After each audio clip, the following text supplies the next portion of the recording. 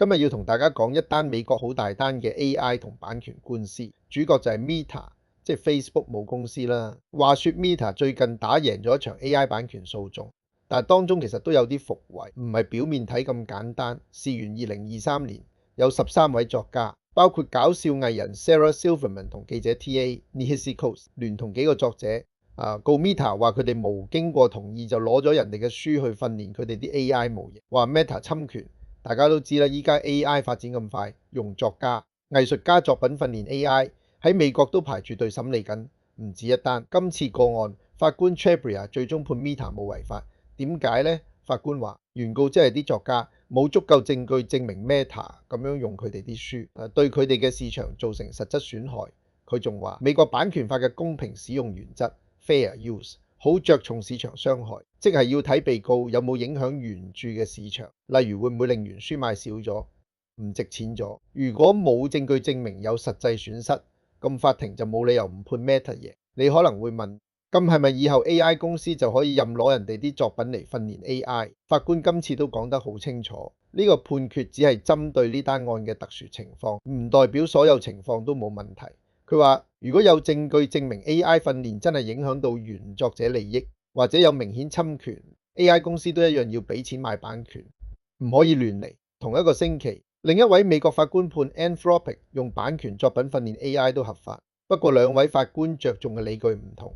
Chhabria 好重視市場傷害，而另一邊就着重轉化性 transformative， 即係 AI 用咗原創內容做出新嘢，唔係純抄。有啲法律學者話，今次 Chhabria 咁重視市場損害，未來可能影響到其他 AI 同版權案件，有機會有新理論彈出嚟。Meta 就梗係開心啦，話今次判決有利 AI 創新開放，對產業同社會都係好事。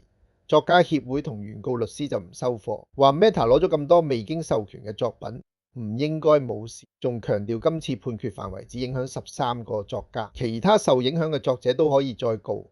到法律分析部分，今次個判決重點真係好值得大家留意。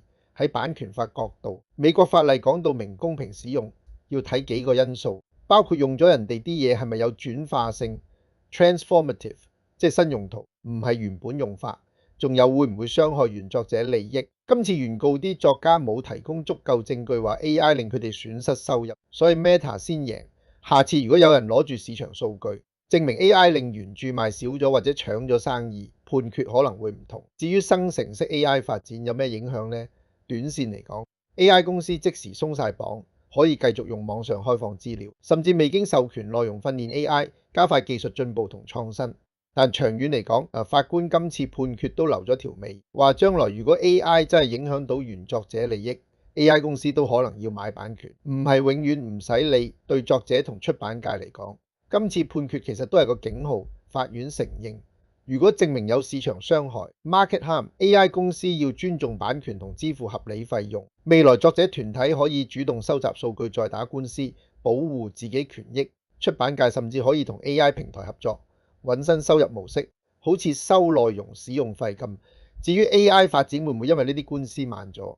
我覺得唔會，反而 AI 公司會更加小心，主動同內容持有人傾授權，甚至直接買斷內容，減低風險。內容創作者亦可以主動揾 AI 平台合作，開拓新生意。總括嚟講，今次 Meta 雖然贏咗，但伏線仲喺度。只要有新證據或者大規模侵權出現，法庭隨時可以有新判例。AI 點樣尊重創作人，創作人點樣同 AI 共存，呢個話題一定仲會繼續炒。